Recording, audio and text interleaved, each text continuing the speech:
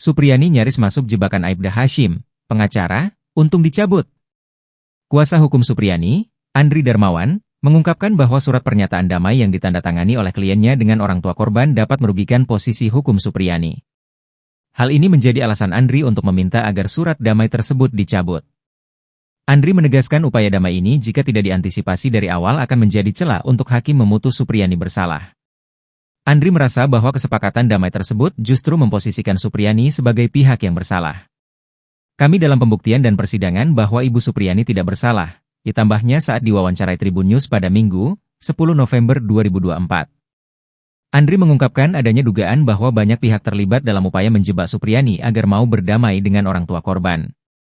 Ia khawatir, surat damai tersebut akan digunakan sebagai pertimbangan hakim dalam memutuskan perkara.